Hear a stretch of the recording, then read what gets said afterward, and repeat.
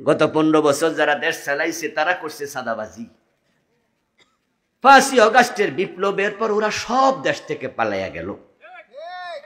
আচ্ছা, তারা যাওয়ার পরে যদি এই 5 মাস সাদাবাজি না থাকতো তাহলে আমরা বলতাম আলহামদুলিল্লাহ পরিবর্তন হয়েছে।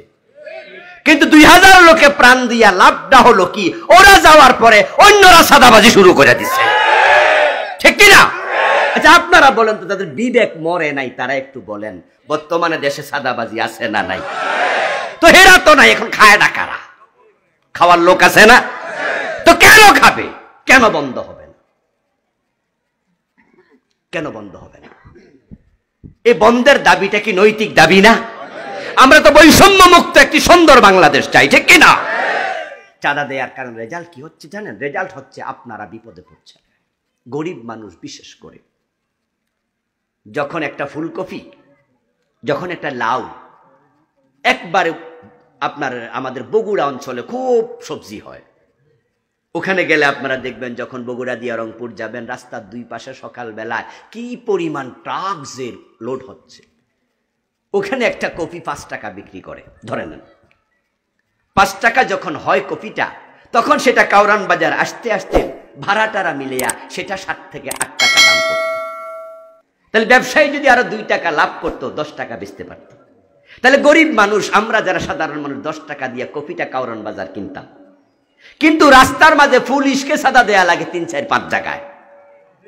ওখানে যদি 2 টাকা করে সাদা দেয়, 3 টাকা করে সাদা দেয়, প্রতি কপিতে যদি 50 পয়সা 1 টাকা যোগ হতে থাকে, তাহলে এটা দাম পড়ে যায় এত। তারপরে কাউরান বাজার আসলে নেতারা আবার সাদা খায়। তো যিনি বেচে তিনি সব হিসাব করে দেখে যে আমার খরচ পড়ে গেছে 18 টাকা। তো 2 টাকা ব্যবসা করলে বিক্রি করা লাগে 20 টাকা। যেটা 10 টাকা বেচত সেটার দাম 20 টাকা হয়ে যাচ্ছে। এই সাদাবাদ যদি না থাকতো, বাংলার মানুষ কম পয়সা সব পণ্যদ্রব্য পেয়ে যেত। মানবেন না আমাদের কথা?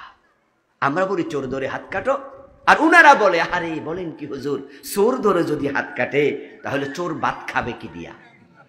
ওরে বাবা রে বাবা, চোরের জন্য কি মায়া! চোর ভাত খাবে কি দিয়া তা নিয়ে তোমাকে ভাবতে কে বলেছে?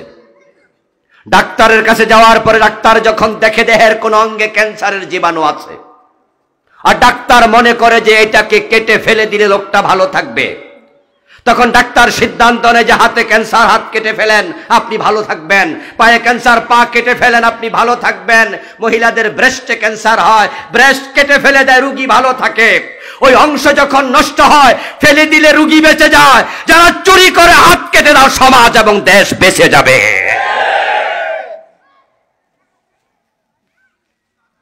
বঙ্গবন্ধু এই দেশটাকে সোনার বাংলা বানাবেন স্বপ্ন দেখেই তো স্বাধীন করেছিলেন। মাত্র তার স্বাধীনতার 2.5 থেকে 3 বছর পরে তিনি আফসোস করে বলেছিলেন, পারলাম না, কারণ মানুষ পায় স্বর্ণের খনি, আমি পাইছি চোরের খনি। আপনাদের কাছে আমি জানতে চাই, সে চোরগুলা কি চোর আছে না ডাকাত হয়ে গেছে? মালয়েশিয়া আমাদের মাত্র 8 থেকে 10 বছর পরে স্বাধীন হয়েছে। আজ থেকে 12 থেকে 14 বছর আগে মালয়েশিয়া গিয়েছিলাম ঘুরতে, তখন যা দেখেছি মালয়েশিয়ার কি পরিমাণ, কুয়ালালামপুরে 50 তলা বিল্ডিং গনে শেষ করতে পারিনি। টুইন টাওয়ারের ছাদ দেখার জন্য টুপি হাতে নিয়ে মাথা তোলা লেগেছে। এত বিশাল বিল্ডিং তারা বানিয়েছে, ব্রিজ, কালভার্ট, উড়াল সেতু, রাস্তাঘাট, সব দিক থেকে মালয়েশিয়া পৃথিবীর 1 ক্লাস দেশ হয়ে গেল, কারণ তারা শুধু মাহাতিরের মতো সৎ নেতা পেয়েছে। আমরা যদি সৎ নেতা পেয়ে যাই, তাহলে আমার দেশ সোনার বাংলা হতে বেশি দিন লাগবে না। আমরা পেয়েছি চোর, ডাকাত আর বাটুয়ার সিটা।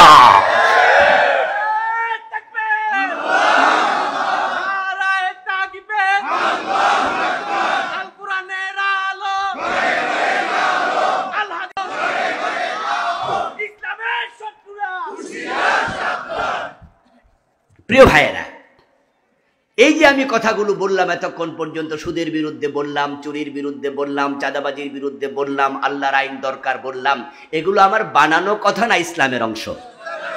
ইসলামের অংশ যদি হয় আর আপনি ভাবেন যে এটা দরকার নাই, আপনার ঈমান শেষ। ওদখুলু ফিস-সিলমি কাফা, ইসলামে পুরা ঢোকো, পুরা ঢোকো। আপনি বুদ্ধিমান মানুষ, তাই আমাদের সব কথা শুনেন, শোনার পরে এবার বলেন হুজুর কথা ঠিক, তবে আমরা কি আর সব পারিনি? বিচার মানি তবে তাল গাছ। হুজুর কথা ঠিক, ইসলাম লাগবো সব জায়গায়, পুরাই মানা উচিত, হুজুর আমরা তো পারি না। আচ্ছা দোস্ত, আপনার ওয়াইফ আপনাকে বলল মাগরিবের সময় যাই বাজারে জানতে, একটু একটা মোমবাতি নিয়ে আসেন। হঠাৎ করে বিদ্যুৎ চলে গেলে ভাত খাবেন কি দিয়া, ঘরে তো কেরোসিন নাই। আপনিও বললেন যে ঠিক কইছো, একটা মোমবাতি নিয়ে আসি। আলমারির ড্রয়ার খুলে তাকায় দেখেন 1000 টাকার একটা নোট আছে, অথচ মোমবাতি 10 টাকা হইলে কিনা যায়, ভাঙতি টাকা ঘরে নাই। মুরব্বী মানুষ, আপনি ভাবতেছেন মনে মনে 1000 টাকার নোট নিয়ে বাজারে যাব। আচ্ছা টাকাটা যদি পকেট থেকে নিয়ে যায়, আমি বুড়া মানুষ, যদি হারাইয়া যায়, এত বড় রিস্ক নেয়া কি ঠিক হবে? 1000 টাকার নোট, আহারে ভাঙতি টাকাও তো নাই, কি করি? যে টাকা ছাড়া বাজারে যাব, মোমবাতি দেবে তো? বাকিও তো দেবে না, কি করি? হঠাৎ বুদ্ধি আসছে মাথায়, টাকাটা সুন্দর করে ভাঁজ করলেন, করে মাঝখানে ছিললেন, সিরে অর্ধেকটা আলমারিতে রাইখা বাকি অর্ধেকটা পকেটে নিয়ে মনে মনে ভাবেন এটা যদি হারাইয়া যায় 500 তো বাঁচলো। এই চালাকি করে আপনি বাজারে গেলেন, যাইয়া দোকানদারকে দিলেন, যে দোকানদার 490 টাকা ফিরাইয়া দাও, 10 টাকার মোমবাতি দাও। ও বেটা টাকা দিবে তো? 490 দেবে তো? মোমবাতি তো দেবে, কারণ অর্ধেক টাকা আছে না। অজস্র টাকাটা যখন পূর্ণ ছিল তখন এটার মূল্য ছিল, কিন্তু টাকা যখন অর্ধেক তখন তার দাম 1 পয়সাও নেই। ফজরের নামাজ 2 রাকাত পড়লে মূল্য ছিল, 1 রাকাত পরে সালাম ফিরাইছো, মূল্য নাই, এটা বাদ। রোজা মাগরিব পর্যন্ত রাখো, মূল্য আছে, কিন্তু তুমি দুপুর বেলা ইফতার করে ফেলেছো, এটা বাদ। ইসলাম পুরা মানো, জান্নাত পাওয়া যাবে, কিছু মানবা না, সুবিধাবাদ জিন্দাবাদ, জান্নাত পাওয়া যায় না। উদখুলু ফিস সিলমি কাফা, ইসলামে পুরা ঢোকো। মনে মনে বলবেন হুজুর আপনি পারেননি, সব ইসলাম আপনি মানেননি। আজকে যে ঢাকা থেকে গাড়ি চালাই আসছেন, ইসলামে তো আছে রাস্তার ডান পাশে চলো, আপনার গাড়ি কোন পাশে চলছে তা আপনিও তো মানেন না। জবাব কি? রাস্তায় যখন হাঁটি তখন চোখের পর্দা ঘাটতি হয় কিনা? ঢাকার রাস্তায় এমন মেয়ে চলে যার গায়ে ওড়নাটাও নাই। এই মোবাইলে এখন ফেসবুক আছে, কত খবর আছে, এখন তো আর খবর দেখার জন্য পত্রিকা পড়া লাগে না। আমরাও মাঝে মাঝে ফেসবুক চালাই, হুজুর মানুষ, হুজুররা কি ফেসবুক চালায় না? ফেসবুকের মাঝে বালা জিনিসের লগে মন্দ জিনিসও তো আইয়া যায়, এমন ছবি আসে মাঝে মাঝে উজু ভাইঙ্গা যায়। তাড়াতাড়ি এটা ডিলিট কইরা ইন্না ডিল্লা ফইরা ধাক্কা মাক্কা দিয়া সরাইয়া যদি কেউ দেখে হুজুরের চাকরি যাই। ও বন্ধু, গুনাহ তো আমাদের হয়, 100% মানা তো কঠিন। আমার রব জানে এ বান্দাকে আমি নফসে মারা দিয়েছি, গুনাহ করে ফেলবে। এ বান্দার রগে রগে রক্তে রক্তে শয়তানকে হাঁটার ক্ষমতা দিয়েছি, শয়তান তাকে অসওয়াছা দেবেই। এ বান্দার ভিতরে আমি লোভ দিয়েছি, ঘৃণা দিয়েছি, ক্রোধ দিয়েছি, কাম দিয়েছি। ওই লোভের কারণে আমার বান্দা গুনাহগার হবে, এগুলো আল্লাহ সব জানে। এজন্য তিনি একটা তাওবার দরজা বানাইছে, এবং সে দরজা কিয়ামতের আগে বন্ধ করবে। সূর্য যেদিন পশ্চিম দিকে উঠবে, এর আগে 1 সেকেন্ডের জন্য দরজা বন্ধ করবেন না। এখন আমরা যে যেখানে ভুলে আছি, তাওবার সুযোগ আছে না নাই? তো তাওবাও করবেন না, পুরা ইসলামও মানবেন না, আল্লাহর দোষ দেওয়ার সুযোগ কই? এই জন্য আমরা এবার তাওবা করতে চাই। 53 বছর বাংলাদেশ কোরআন দিয়ে চালাতে পারি নাই, কিন্তু অগাস্ট বিপ্লবের পরে এবার সুযোগ এসেছে। এবার চাইলে কোরআনকে সংসদে পাঠানো যাবে। এবার সুযোগ আছে না নাই? আমি তো দেখতে পাচ্ছি সুবর্ণ সুযোগ। কারণ বর্তমান যেই গভর্নমেন্ট দেশ চালাচ্ছে অন্তর্বর্তীকালীন সরকার, ইতিমধ্যে আপনারা শুনেছেন, পত্রিকায় দেখেছেন, সংবিধানের ব্যাপারে কমিটি হচ্ছে, লোক তারা খুঁজতেছে, তারা বলছে সংবিধান নিয়ে আমাদের ভাবতে হবে। কেউ বলছে সংস্কার করো, কেউ বলেছে নতুন করে লিখো। সংবিধান শান্তি দিতে পারেনি, 53 বছরে সেটা প্রমাণিত। এবং সংবিধানের অসংখ্য ধারা নিজে নিজে স্থগিত হয়ে গেছে, যেটা 53 বছরে আর হয়নি। প্রধানমন্ত্রী পালিয়েছেন, তার সাথে সংশ্লিষ্ট সকল ধারা স্থগিত। মন্ত্রী পরিষদ পালিয়ে গেছে, তাদের সাথে সংশ্লিষ্ট সংবিধানের সব ধারা স্থগিত। 300 এমপি একসাথে পালিয়েছে, তাদের সাথে সংশ্লিষ্ট সংবিধানের সকল ধারা স্থগিত। যেহেতু নিজে নিজে অসংখ্য ধারা স্থগিত আছে, আমরা 92% মুসলমান। এবার যদি ধাক্কা দিতে পারি, এই সংবিধান দরকার নাই, সরায়া দাও, কোরআনকে বানায়া জানানো যাবে।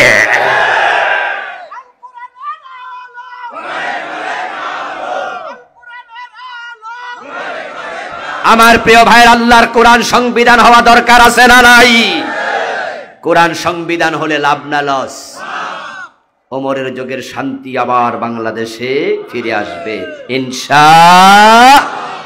গোলাপ ফুল দেখেননি, শুধু শুনেছেন। গোলাপ ফুল কেমন? দেখতে দারুণ, তার পাপড়ি এত সুন্দর, চোখ জুড়ে যায়। নাকের কাছে নিলে তার মৌ গন্ধে হৃদয় জুড়িয়ে যায়। ওই গোলাপ ফুল চাপ দিলে প্রক্রিয়াজাত করে আতর বের হয়। কিন্তু গোলাপ যদি কলিতে থাকে, নাকের কাছে নেবেন, গন্ধ নাই, কাঁচা কাঁচা গন্ধ। ওটার দিকে তাকাবেন, চোখ জুড়াবে না, পাপড়ি তো মেলে ধরেনি। ওই কলির গোলাপ চাপ দেবে না, আতর বের হবে না। সুন্দর গোলাপ দেখতে চাও, সুন্দর গন্ধ পেতে চাও, তাহলে এটাকে ফুটতে দাও। কোরআন আজকে মক্তবে আর মসজিদের তাকে আছে, এটাকে সংসদে ঢুকিয়ে দাও, ইসলামের সৌন্দর্য নিজের চোখে দেখতে পাবে। যেটা আমরা অতীতে দেখেছি, ইসলাম সে তো পরশ মানিক, তারেকে পেয়েছে খুঁজি, পরশে তাহার সোনা হলো যারা, তাদেরই মোরা বুঝি। আসুন না, ইসলাম নিয়ে আমরা এগিয়ে যাই। আমার প্রিয় ভাইয়েরা, আর দেরি করতে চাই না। আজকের মতো আলোচনা আমরা এখানে শেষ করছি। ইসলামের সবটাই আমরা মানতে চাই, আল্লাহর কাছে তৌফিক কামনা করছি। যেখানে পারবো না সেখানে তাওবা করতে দেরি করবো না ইনশাআল্লাহ, ঠিক আছে? হাযা মা ইনদি ওয়াল ইলমু ইনদাল্লাহ। 12 বছর বয়স যখন তার হবে, তখন তৃতীয় প্রজন্ম আসবে। বয়স যখন তার ৭৬ হবে, ৭৫ হবে, তখন সে চতুর্থ প্রজন্ম দেখবে। 100 বছরে পঞ্চম প্রজন্ম পেয়ে যায়। মাত্র 100 বছরের ব্যবধানে 5 পুরুষ মানুষ পায়। আমরা এখানে যারা আছি, 5 নাম্বার পুরুষের নাম বলতে পারবো আমরা কয়জনে? আমাদের নিজেদের। আমরা নিজের নাম জানি, বাবার নাম জানি, দাদার নাম জানি, হয়তো তার বাবার নাম, কিন্তু এর পরের জনের নাম অনেকে আমরা জানি না। মাত্র 100 বছর। আমার প্রিয় ভাইয়েরা, দুনিয়াটা এতই সংক্ষিপ্ত সফর। 100 বছর পরে হয়তো পৃথিবীর মানুষ, আপনার আত্মীয় স্বজনরাও আপনার নামটাও জানবে না। এই পৃথিবীর সবচেয়ে দামি দেশ, ক্ষমতার দিক থেকে, অর্থের দিক থেকে আমেরিকা, যিনি গতকালকে শপথ নিলেন, প্রেসিডেন্ট ডোনাল্ড ট্রাম্প, সম্ভবত উনি আমেরিকার 46তম প্রেসিডেন্ট হিসাবে শপথ নিয়েছেন। 45 বা 46তম প্রেসিডেন্ট তিনি। তার নাম পৃথিবীর 800 কোটি মানুষের মাঝে সম্ভবত 400-500 কোটি মানুষে ডোনাল্ড ট্রাম্পের নাম জানে। ডোনাল্ড ট্রাম্পের নাম শোনেন নাই? এখানে কি আমরা আছি কেউ? ছোট পিচ্ছিরা বাদ দেন, আমরা সবাই তার নাম জানি, ঠিক না? হ্যাঁ, এত দামি দেশ, এত নামি দেশের প্রেসিডেন্ট। কিন্তু বলুন তো, এই ডোনাল্ড ট্রাম্পের 5-7 আগে কে প্রেসিডেন্ট ছিল? নাম কইতে পারবেননি?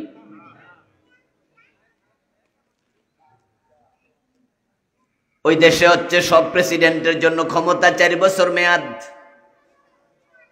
4 বছর পরে একজন হবে, 4 বছর পরে একজন। তাহলে 10 নাম্বার তার সিরিয়ালে পিছনের দিক থেকে 40 বছর আগে, 4 × 10 = 40, ঠিক আছে, মাত্র 40 বছর আগে কে প্রেসিডেন্ট ছিল আমরা তার নামও জানি না কেউ, এবং জানার কোনো প্রয়োজন আছে সেটাও মনে করি না।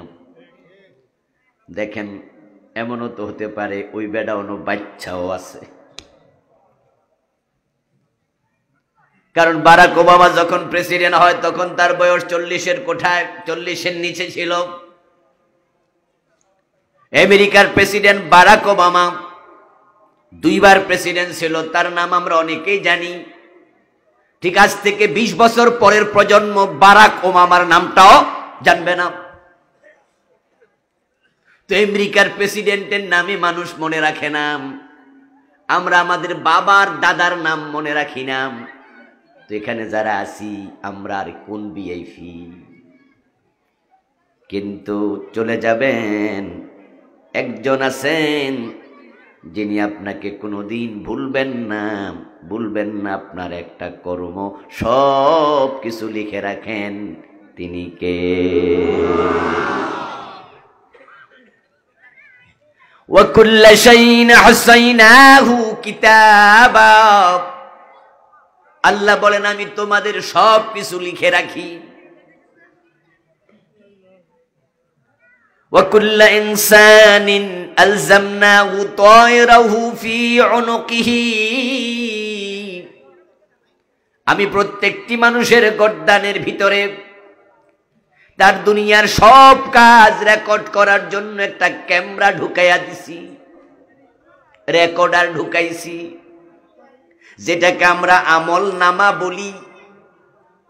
আল্লাহ বলে আমি একটি মেমোরি কার্ড তোমাদের গর্দানে ঢুকাইছি, এর মাঝে তোমার প্রতিটা কথা, প্রতিটা কাজ হুবহু রেকর্ড হচ্ছে, একটাও বাদ পড়বে না। আমরা প্রতিদিন কয়টা শব্দ বলি হিসাব আমরা করি না। আজকে মোট কতটা কথা বলছি আমরা হিসাব করিনি। ঠিক আজ থেকে 3 দিন আগে কি কি কথা আপনি বলেছেন, যদি আপনাকে আমি কাগজ দিয়া বলি একটু লেখেন তো 3 দিন আগে কি কি কথা কইছেন, 10টাও লিখতে পারবেন না। কিন্তু কোরআনে আছে মা ইয়ালফিজু মিন কাউলিন ইল্লা লাদাইহি রাকিবুন আতীদ। আপনি 70-80 বছরে যত কথা বলছেন, আল্লাহ কোরআনে বলেন আমি প্রতিটা শব্দ রেকর্ড করে রেখেছি।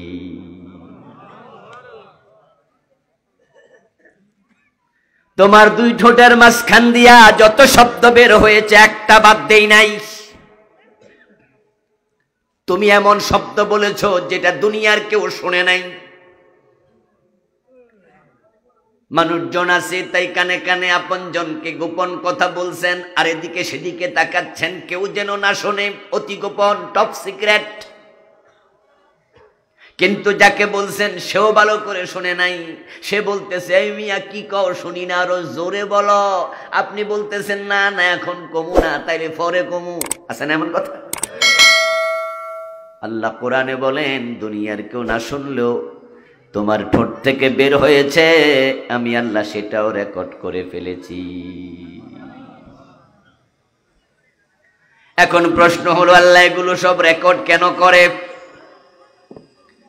উত্তর হলো আল্লাহ তাআলা আপনাকে আমাকে দুনিয়াতে যে সময় দিল 30, 40, 50, 70, 100 বছর, এটা হলো পরীক্ষার হল।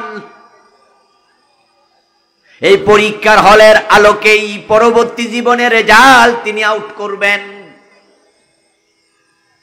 আল্লাযী খালাকাল মাউতা ওয়াল হায়াতা লিয়াবলুয়াকুম আইয়ুকুম আহসানু আমালা।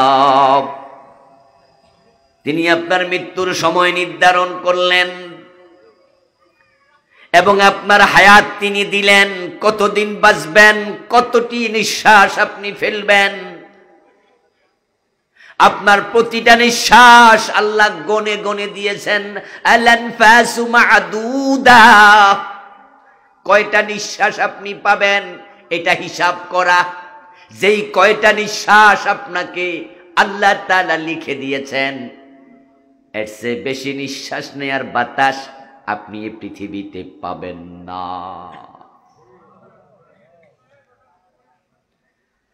এই যে কয়েকদিন আগে করোনা হলো,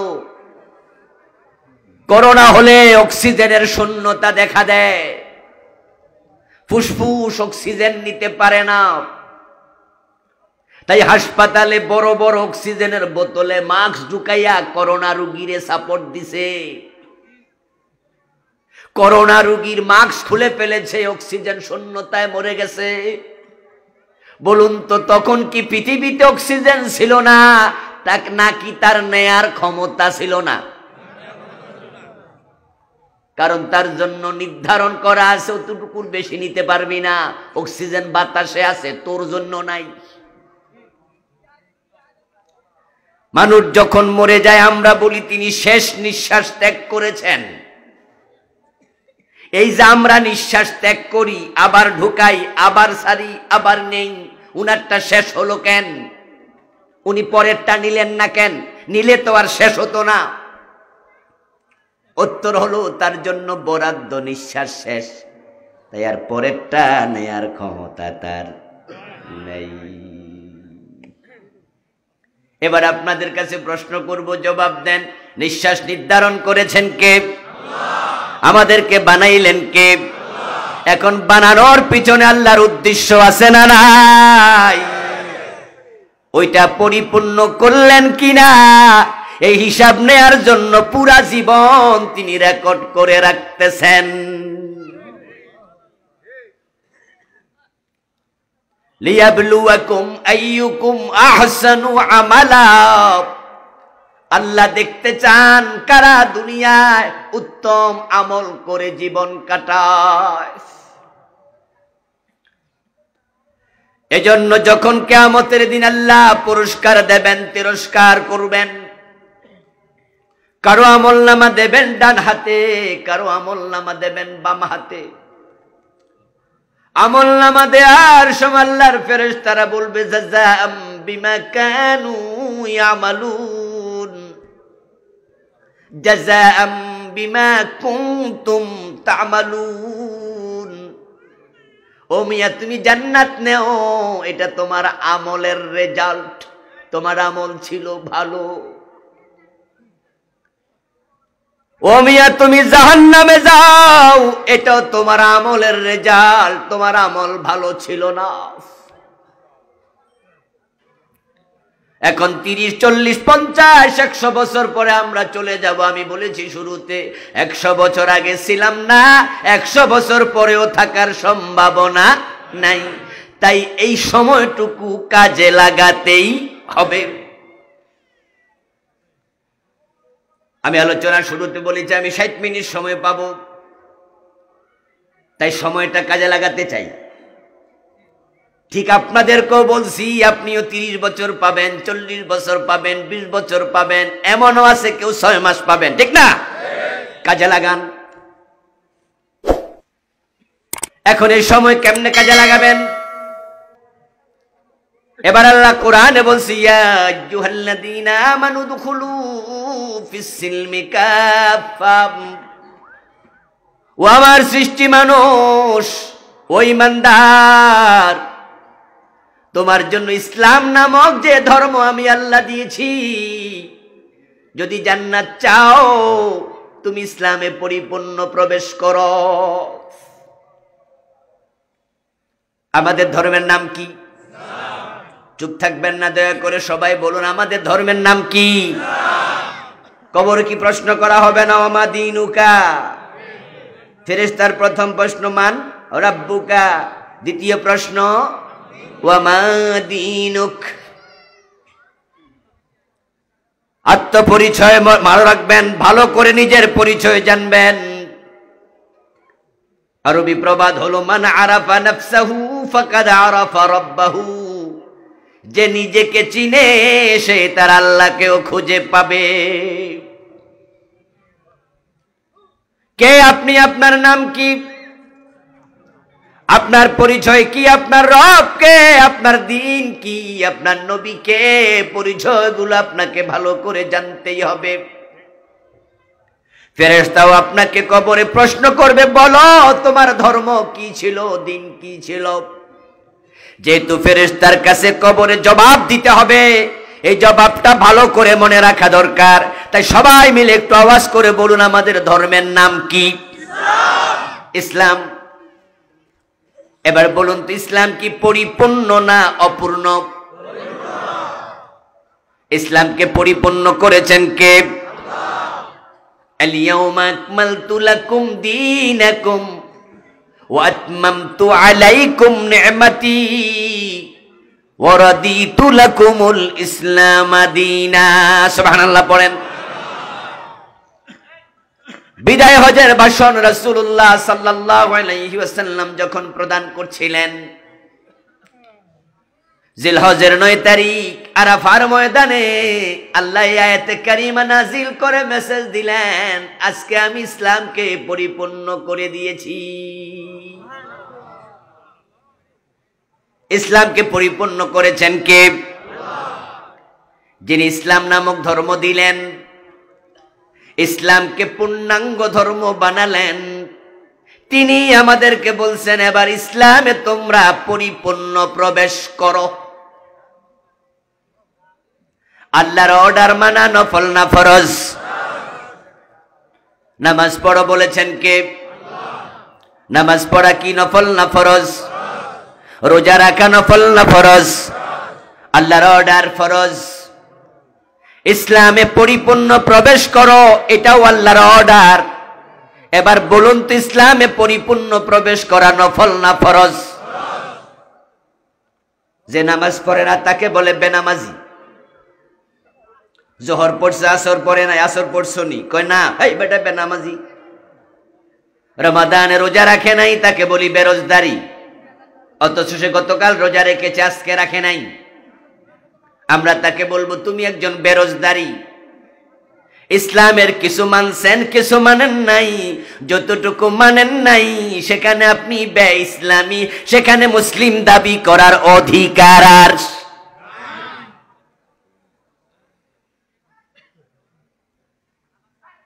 উদখুলু ফিস-সিলমি কাফা, ইসলামে পরিপূর্ণ প্রবেশ করো, এটা আল্লাহর অর্ডার। ইসলামে অর্ধেক প্রবেশের কোনো সিস্টেম নাই।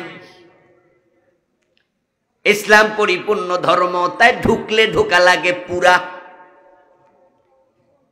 কিন্তু বাংলাদেশে আমরা যা দেখি সমাজে, এই দেশের 95 জন মুসলমান 100 জনের মাঝে 95 জনই পাবেন বা তারও বেশি কিছু মানে ইসলামের, কিছু মানে না। আর রাষ্ট্রীয় জীবনের দিকে তাকালে পুরা রাষ্ট্রীয় জীবন ইসলামের আলোকে চলেছে, একদিনও পাবেন না।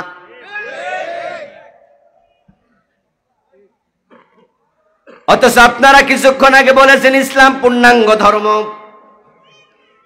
যদি ইসলাম পূর্ণাঙ্গ হয় তাহলে আপনি অর্ধেক প্রবেশ করলেন, বাকি অর্ধেক করেন নাই।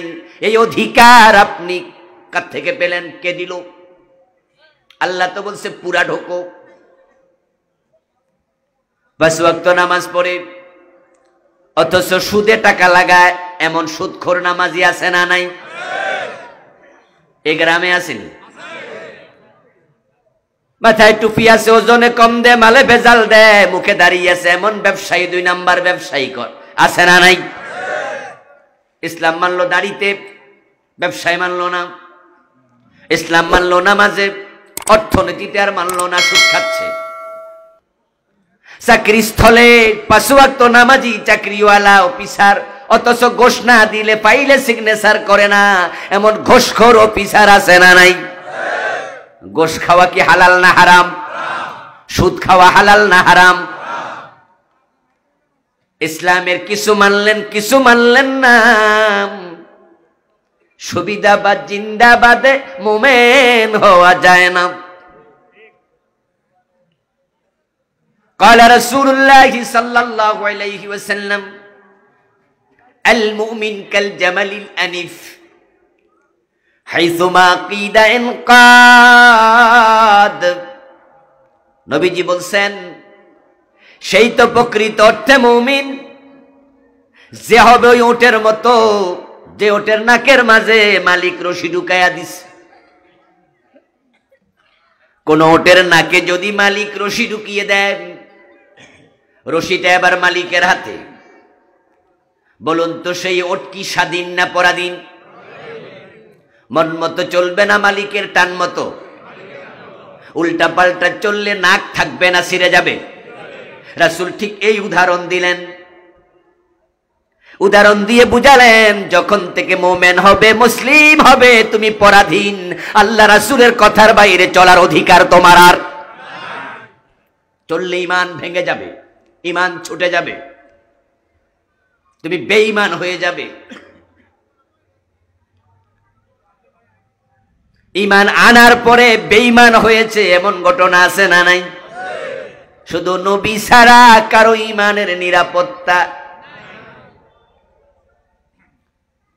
ইন্নাল্লাযীনা আমানু সুম্মা কাফারু সুম্মা আমানু সুম্মা কাফারু সুম্মা ইজদাদু কুফরা লাম ইয়াকুনিল্লাহু লিয়াগফিরা লাহুম ওয়ালা লিয়াহদিয়াহুম সাবিলা। আল্লাহ বলেন যারা ঈমান এনেছিল কিন্তু পরে কাফের হয়ে গেছে, আবার ঈমান এনেছে আবার কাফের হয়েছে, তারপরে আর ঈমান আনে নাই, কাফের অবস্থায় মরে গেছে, লাম ইয়াকুনিল্লাহু লিয়াগফিরা লাহুম, আল্লাহ তাদেরকে আর ক্ষমা করবেন না। প্রিয় নবীজির হাতে হাত রেখে কালেমা পড়ার পরেও কাফের হয়ে গেছে। সাহাবাদের মাঝে এমন লোক ছিল। ইবনু খাতাল তাদের একজন, যিনি শুধু ঈমানই আনেন নাই, তিনি মদিনা থেকে হিজরত করে, মক্কা থেকে হিজরত করে মদিনায়ও গেছে, পরে বেঈমান মুরতাদ হয়ে পালাইছে। ইসলাম আপনি অর্ধেক মানবেন, অর্ধেক মানবেন না, আপনার ইসলাম আল্লাহর কাছে গ্রহণযোগ্যই না। ফজরের নামাজের ফরজ কয় রাকাত? প্রথম রাকাত পড়লেন সূরা ইয়াসিন দিয়ে 10 মিনিট লাগায়া, 15 মিনিট লাগায়া। দ্বিতীয় রাকাত না পড়ে চলে গেলেন বাড়িতে সালাম ফিরায়া, সওয়াব হবে 50%, ঠিক না? হবে না? কেন? এক রাকাত না পড়ছেন? ইসলামের নিয়মই হলো পুণ্য, অধিকা নিয়মই নাই। রোজা রাখছেন, বিকাল 3টা বাজে, ঘড়ির দিকে তাকায়া হিসাব করে দেখলেন যে রোজা হলো মোট 13 ঘন্টা, 14 ঘন্টা, তার মাঝে 8-9 ঘন্টা রাখছি। এখন বিকাল 3টায় যদি ইফতার করি সওয়াব পাবো 60%, ঠিক না? কত পাবেন? তো এই 9 ঘন্টার কি দাম নাই? নামাজ পড়বেন, সুদ খাবেন। আপনি ভাবছেন নামাজ যেহেতু জান্নাতের চাবি, পাইয়া গেছি নামাজ, জান্নাতে যাব, ঠেকায় কে? অথচ প্রিয় নবীজি বলেছেন সুদ খেলে 73 গুনাহ, সবচেয়ে ছোটটা হলো নিজের মায়ের সাথে জেনা।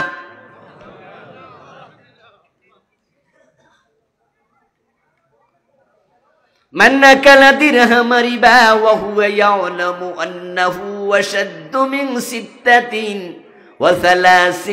জিনা। রাসূল বলে জেনে শুনে 1 টাকা যদি সুদ খায় তার আমলনামায় 36 বার জেনার গুনাহ লিখে দেয়া হবে।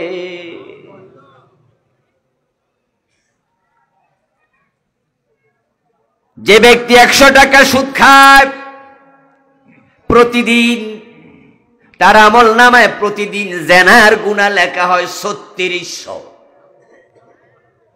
একদিনে মিনিট আছে 1440, 24 ঘন্টায় একদিন, 60 মিনিটে 1 ঘন্টা, 60-এর 24 দিয়া ফুরন দেন, 1440 মিনিট হবে। আপনি সুদ খাইছেন 100, জেনা হয়েছে 3600, প্রতি মিনিটে 2 বারের বেশি জেনা।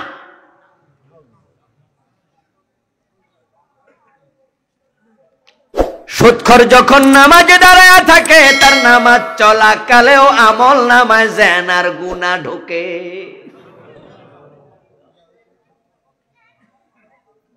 ইসলাম না বুঝে মেনে কোনো লাভ নাই।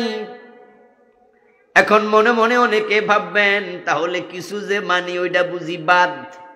আমি বলবো নিশ্চয়ই এটা যে বাদ, এটা আল্লাহর ঘোষণা।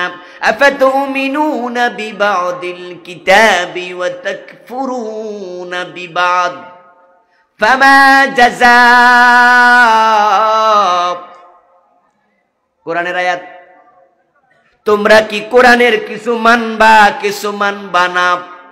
যদি এমনটা করো তাহলে তোমার জন্য আমি আল্লাহর কাছে কোনো পুরস্কার নাই, প্রতিদান।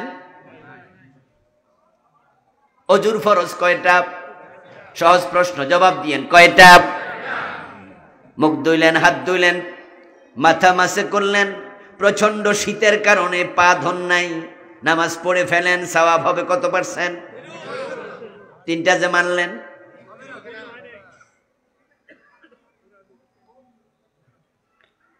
নামাজের মাঝে আরকান হাকাম কত ফরজ? 12টা মানলেন, একটা বাদ দিলেন, নামাজ হবে তো? কিছু তো হবে। একবারে বাদ, কারণ আল্লাহর কাছে অর্ধেকের কোনো হিসাবই নাই। আল্লাহ বলে পুণ্য উদখুলু ফিস সিলমে কাফা। প্রশ্ন হতে পারে আল্লাহ এত শক্ত কেন? উত্তর হলো তিনি এত মহান, তিনি এত বড়, তার একটা কথার বাহিরে যাওয়ার কোন অধিকার তার গোলামের নাই। বাবা আদম, মা হাওয়া আলাইহিস সালাম জান্নাতে আল্লাহর কয়টা কথা শুনে নাই? বলেন না, কথা কন না আমার লোক। কয়টা শুনে নাই? জান্নাতের পোশাক ছিল না, আল্লাহ খুলে নিছে। আল্লাহ ল্যাংটা কইরা ছাইরা দিছে। ভাবতে পারেন আপনি? فلما ذاق الشجرة بدت لهما سوآتهما। কোরআনে আল্লাহ আমাদেরকে শোনায়, আদমের বান্দারা, আদমের সন্তানেরা, শোনো, তোমাদের বাবা, তোমাদের মা আমার নিষিদ্ধ গাছের ফল খাইছে, সাথে সাথে আমি কাপড় খুলে ফেলেছি। তাফাকা ইয়াকসিফান আলাইহিমা মিন ওয়ারাকিল জান্নাম। দুজনে জান্নাতের গাছের পাতা ছিঁড়ে লজ্জাস্থান ডাকতে শুরু করেছে। তারপরে দুজনে কালা রব্বানা যালামনা আনফুসানা, আমি আল্লাহর কাছে তাওবা করেছে। হ্যাঁ, আমি তাওবা কবুল করেছি, ক্ষমা করেছি, কিন্তু জান্নাতে থাকতে দেই নাই, বলেছি জান্নাত থেকে বেরিয়ে চলে যাও, দুনিয়া পাঠাই দিছি।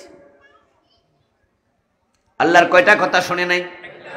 বলেন, কয়টা আইন মানে নাই? কয়টা গুনাহ করছে?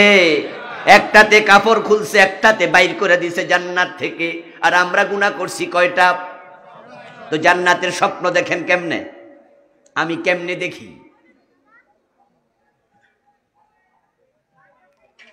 আল্লাহ এত বড়, এত মহান, তিনি তার কথার বাইরে কেউ চললে তাকে পছন্দই করেন না, সে যেই হোক না কেন।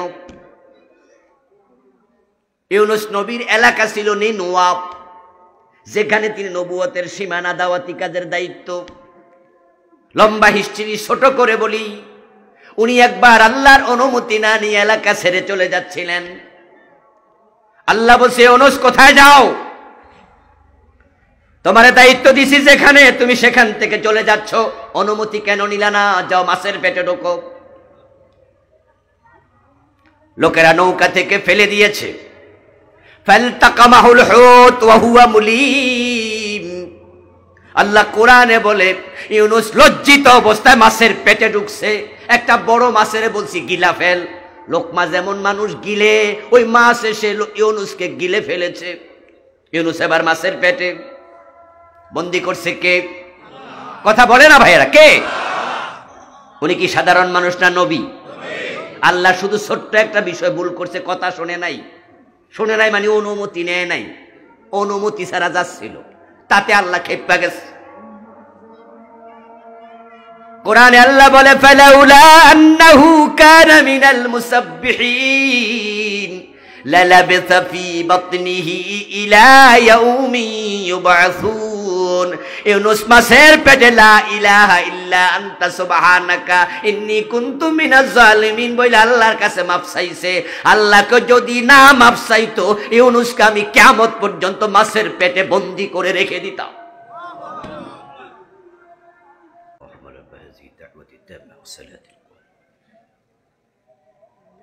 এটা জিকির করুন লা ইলাহা ইল্লাল্লাহ লা ইলাহা ইল্লাল্লাহ লা ইলাহা ইল্লাল্লাহ লা ইলাহা ইল্লাল্লাহ মুহাম্মাদুর রাসূলুল্লাহ। আমার প্রিয় ভাইয়ারা, আমি বলছিলাম অর্ধেক মেনে জান্নাত পাওয়া যাবে কিনা সে প্রসঙ্গে। আমরা ভাবতেছি অর্ধেক তো মানি, আল্লাহ জান্নাত কেন দেবে না? আপনাদের কাছে একটু জিজ্ঞেস করি, সহজ প্রশ্ন, সহজ উত্তর দেন। শয়তান কি আল্লাহর ইবাদতকারী ছিল না? কিন্তু বর্তমানে সে মুমিন না কাফের? আল্লাহর কথা মানে নাই কয়টা? তো বাংলাদেশের লোকেরা আমরা মানি না কয়টা? তো হে কাফের হইলে আমনের খবর কি? আত্মসমালোচনা দরকার আছে না নাই? আমরা তো সব ভাবি বেহেশত আল্লাহ আমারে না দিয়া কারে দে।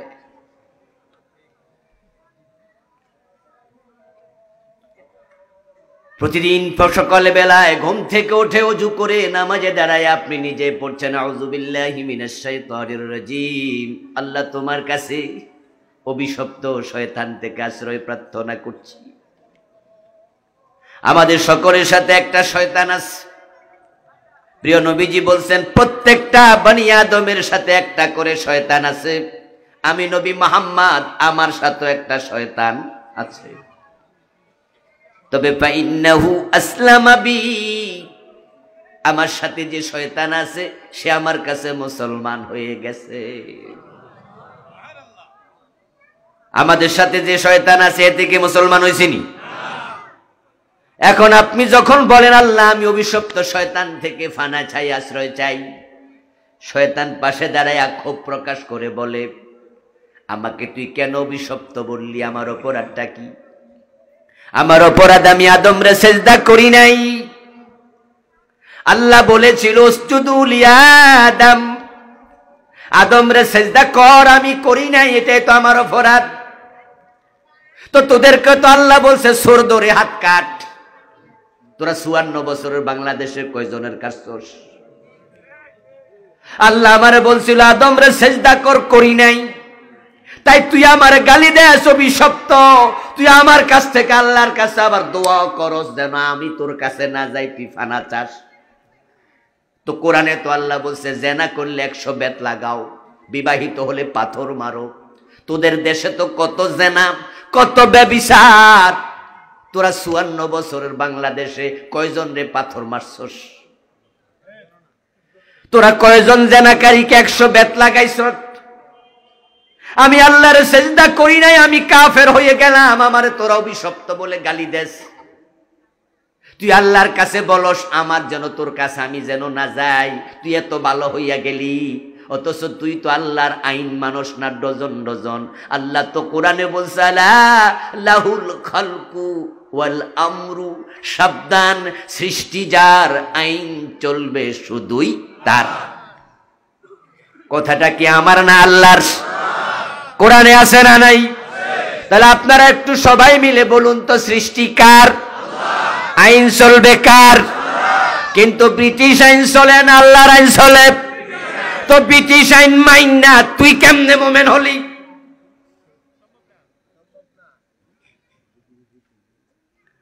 ও প্রিয় ভাইয়েরা, শয়তানকে আপনি বলেন অভিশপ্ত, আর আপনি ডজন ডজন আইন আল্লাহর মানলেন না, শয়তান মানল না একটা, সে কাফের হয়ে গেল। আল্লাহ পাক রব্বুল আলামিন কোরআন মাজিদে এটাই বলছেন। বাংলাদেশের লোকেরা জান্নাত যত সোজা মনে করে, আসলে জান্নাত এত সোজা না। আমাদের দেশে তো মদ খাইয়া গাঁজা খাইয়াও বেড়া জান্নাতের আশা করে, জুমার নামাজ পড়ে না এমন লোক জান্নাতে যাবে মনে করে গান গায়, দোতরা বাজায় আছেন আমার মুক্তার, আছেন আমার ব্যারিস্টার, শেষ বিচারের হাইকোর্টেতে তিনি আমায় করবেন পার, আমি পাপী তিনি জামিনদার, টুনটুনা টুনটুন। আছে না বাংলাদেশে? কি সুন্দর করে গান গাইতেছে নিশ্চিন্তে, টেনশন ছাড়া, কারণ উনার জামিনদার আছে, উনার ব্যারিস্টার আছে। শেষ বিচারের হাইকোর্টে যেদিন আল্লাহ তাআলা বিচারক হবেন, উনার পীর বাবা যাইয়া উনাকে ছুটাইয়া নিয়ে যাবে। ওয়াজ শুনছে তো, হুজুর বলছে ছেলে যদি হাফেজ হয়, ছেলে যদি আলেম হয়, আপনার ছেলে 10 জনকে পরিবারের সুপারিশ করে জান্নাতে নেবে। এই ওয়াজ শুইনা হাফেজের বাবা বিড়িটা নেয় আর কয়, আমার ফুল যদি 10 জন বেহেশতে সুপারিশ কইরা নেয়, আমি তার বাবা, তাহলে আমার রোল নাম্বার কত? এই জন্য হাফেজের বাবা ভাবে যে আমি বেহেশত ঠেকায় কেডা, বিড়ি বিড়ি খাইলো কোনো অসুবিধা নাই, 2 রক্ত নামাজ কাজা করলো অসুবিধা নাই, হাফেজ সাহেব আমার লগে লইয়া চলে যাবে। জান্নাত বুঝি এত মাগনা, এত মাগনা? এই জান্নাতের পথে চলতে গিয়ে ইব্রাহিম আলাইহিস সালাম আগুনে পড়া লেগেছে। এই জান্নাতের পথে চলতে গিয়ে নবী মুসা দেশ ত্যাগ করা লেগেছে। এই জান্নাতের পথে চলতে গিয়ে তাকায় দেখো নবী জাকারিয়াকে 2 টুকরা হওয়া লেগেছে। নবী মুহাম্মাদের দিকে তাকায় দেখো দাঁত নাই, দাঁত ভেঙে ফেলেছে। আমির হামজার দিকে তাকাও, কলিজা নাই, কলিজা ছিঁড়ে হিন্দা কাঁচা চাবাইছে। ইমাম হোসেনের দিকে তাকায় দেখো কল্লা নাই, দেহ থেকে কল্লা ইয়াজিদ বাহিনী আলাদা করে ফেলেছে। বেলালের দিকে তাকাও, গলায় রশি লাগায়া টানছে। খাব্বাবের দিকে তাকায় দেখো পিঠের মাঝে আগুনের শেখা দিছে। আল্লামা সাইদির দিকে তাকায় দেখো 13টা বছর জেল খাটা লেগেছে।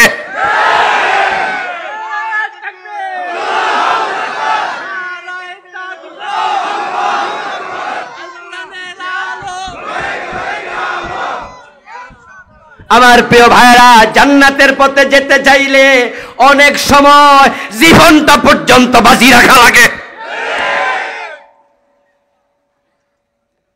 আর আপনি ভাবছেন নামাজও পড়বেন, সুদও খাবেন, নামাজও পড়বেন, গোশও খাবেন, আলহাজ নাম লেখাবেন, আবার বোনের সম্পদও খাইয়া বইয়া থাকবেন। হাজি সাহেব বোনের সম্পদ দেয় না, এমন হাজি গাজি আছে না নাই? বাপ মরছে 10 বছর আগে, মা মরছে 5 বছর আগে, বোনের সম্পদ দেয় না, ধাক্কায় করে এই যা দেবো না, কি করবি কর যা।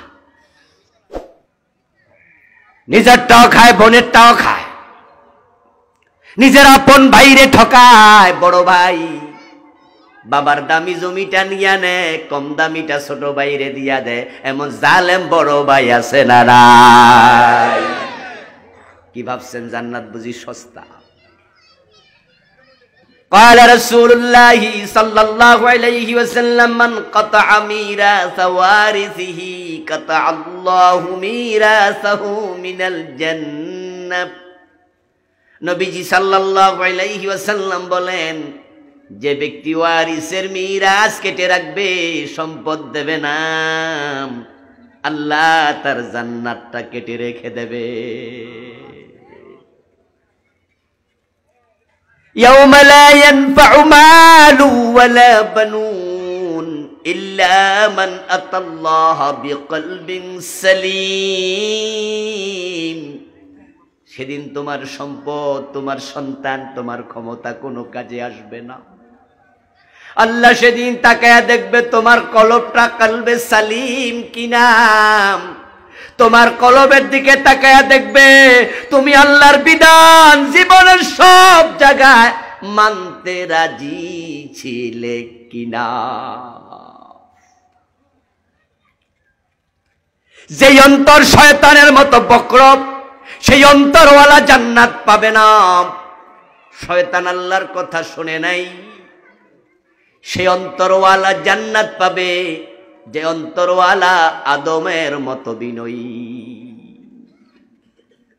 আদম আল্লাহর একটা কথা শুনে নাই, শয়তানও আল্লাহর একটা কথাই শুনে নাই। আদম পেল জান্নাত, শয়তান জাহান্নামী। কারণ আদমের ভিতরে ছিল বিনয়। যখনই বুঝে ফেলছে আমি তো ভুল করে ফেলেছি, তখনই তাওবা করতে আর দেরি করেন নাই। চোখের পানি ছেড়ে দিয়ে কেঁদেছে, রব্বানা যালামনা বলে বলে কেঁদেছে। ফাতাবা আলাইহি, কুরআনে আল্লাহ কয় তাওবা করার কারণে আমি আল্লাহ তার অপরাধ ক্ষমাও করে দিয়েছি।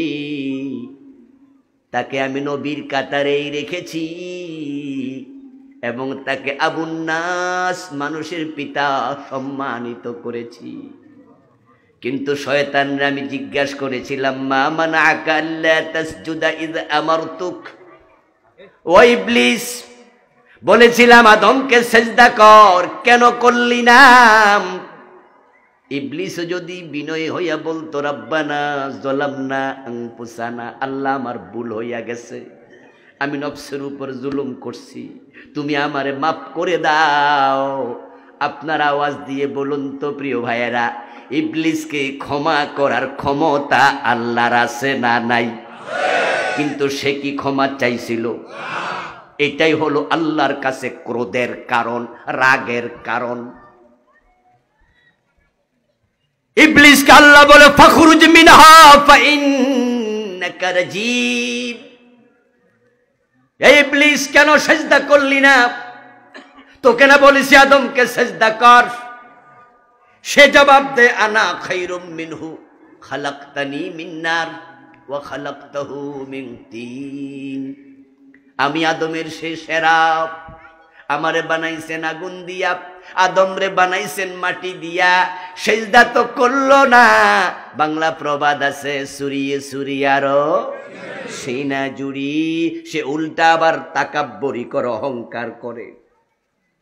সে বলে আমি সেরা, অথচ ইবলিস আল্লাহকে এত সেজদা করেছে, পৃথিবীর 5 ইঞ্চি জায়গা পাওয়া যাবে না যেখানে ইবলিসের সেজদার দাগ নাই।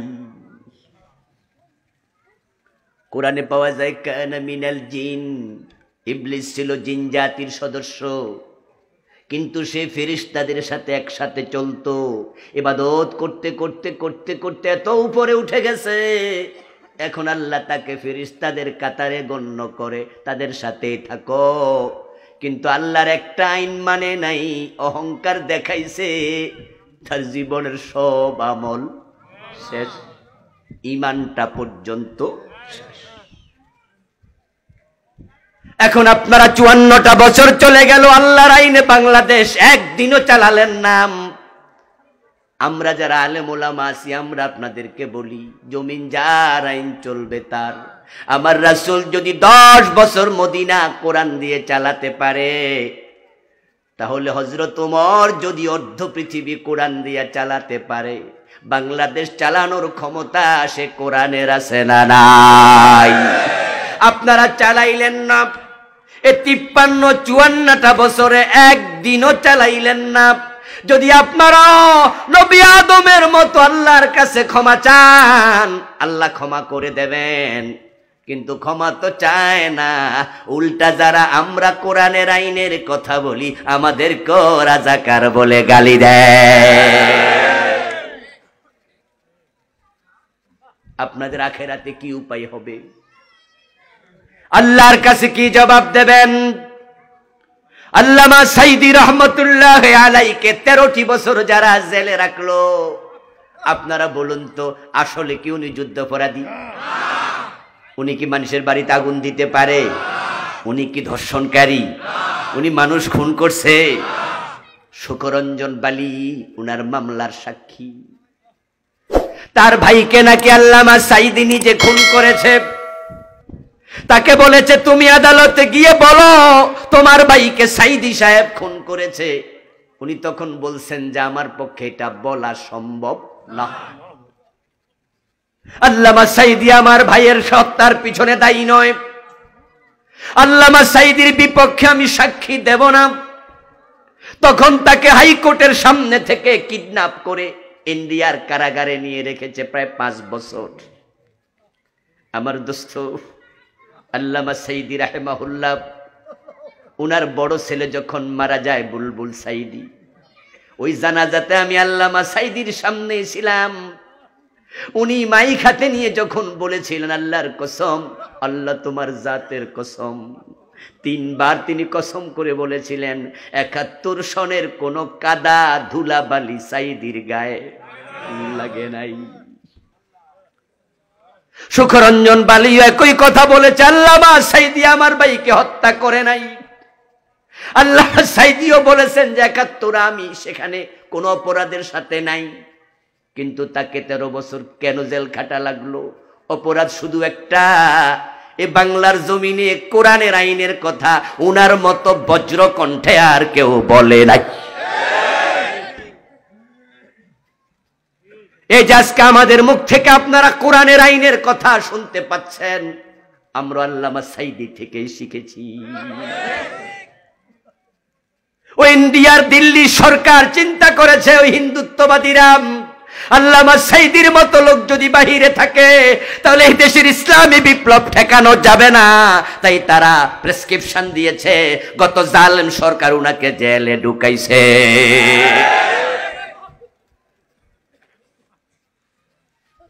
আপনারা নিজেরা তো কোরআনের আইন মানলেন না, 13টা বছর মানলেন, 53টা বছর মানলেন না। আবার আমরা যারা কোরআনের আইনের কথা বলি আমাদেরকেও জেলে দেন, আমাদেরকেও মারেন, ফাঁসি দেন। তো ইবলিস শয়তান অন্যায় করার পরে যখন আল্লাহর সাথে বেয়াদবি করছে তার ঈমান চলে গেল। এখন আমরা কোরআনের পক্ষে কথা বলাতে আমাদের সাথে বেয়াদবি করছেন, আপনাদের ঈমানের খবর কি? আপনি সুদে টাকা লাগাবেন আর আমরা আলেম ওলামারা বলবো সুদ খাওয়া হারাম। যদি আপনি হযরত আদমের মতো বলতেন যে হুজুর ঠিক কইছেন, এটা আমার ভুল, রাতে চোখের পানি ছেড়ে দিয়া সেজদায় গিয়া যায় নামাজে চোখের পানি দিয়া ভিজাইয়া যদি বলতেন রব্বানা যালামনা আনফুসানা, ও আমার রব লোভে পইরা সুদ খাইয়া ফেলছি, আমারে তুমি মাফ করে দাও, তাহলে আদমরে যে আল্লাহ ক্ষমা করছে সে আল্লাহ এখনো আছে না নাই? কিন্তু না, আপনি উল্টা যুক্তি দেন। আপনি প্রেস ক্লাবে, সাংবাদিক সম্মেলনে, সেমিনারে, আপনার বিভিন্ন নিবন্ধে, প্রবন্ধে, আপনার সাহিত্যে আপনি লেখেন হুজুররা তো আর দেশ চালায় না, তাই তারা তো সুদের বিরুদ্ধে বলবেই। রাষ্ট্রীয়ভাবে যদি সুদ বন্ধ হয়ে যায় তাহলে বিশ্ব ব্যাংক ঋণ দেবে না, IMF ঋণ দেবে না, ADB ঋণ দেবে না। ঋণ যদি না পাই তাহলে বিদ্যুৎ তৈরি হবে কোত্থেকে? ব্রিজ কালভার্ট বানাবো কি দিয়া? এই যে উড়াল সেতু বানাচ্ছি, এই যে বড় বড় ব্রিজ বানাচ্ছি, যদি বিশ্ব ব্যাংক থেকে টাকা না নেই তাহলে দেশ উন্নত করব কেমনে? তাই দেশ উন্নতির কথা বলে আপনি সুদের পক্ষে কথা বলেন। ও দোস্ত, শয়তান যুক্তি দিছে আমি আগুন থেকে তৈরি, আমি সেরা। আল্লাহর কথার বাহিরে গিয়া যুক্তি দেয়াতে তার ঈমান শেষ। সুদ খাওয়া মানি মায়ের সাথে জেনা করা। আপনি এর পক্ষে যুক্তি দিলে আপনার ঈমানের খবর কি?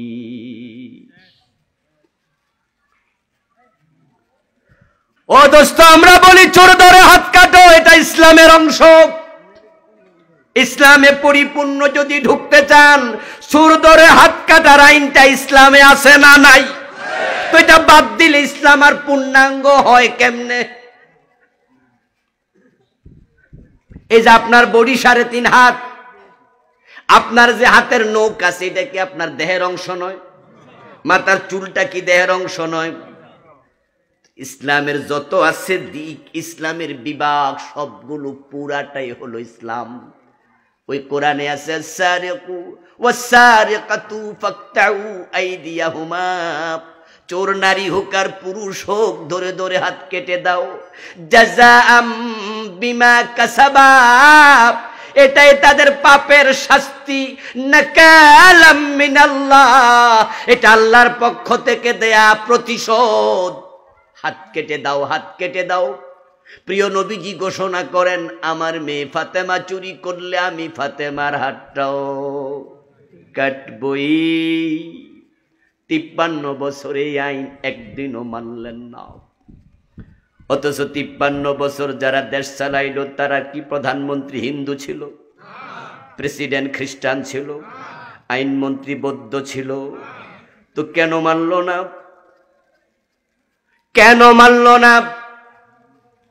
কোন কারণে মানল না? মানার তো পরিবেশ আছে।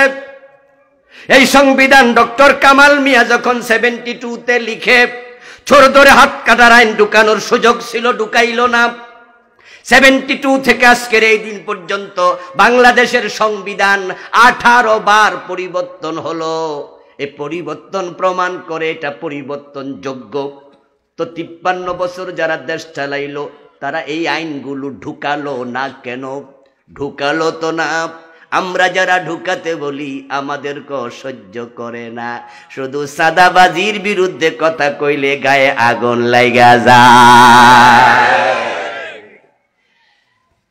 মানে মানুষ চুরি করবো, আমরা চোরও কইতে পারবেন না। কি আজীব রে, কোন দেশে আছি রে।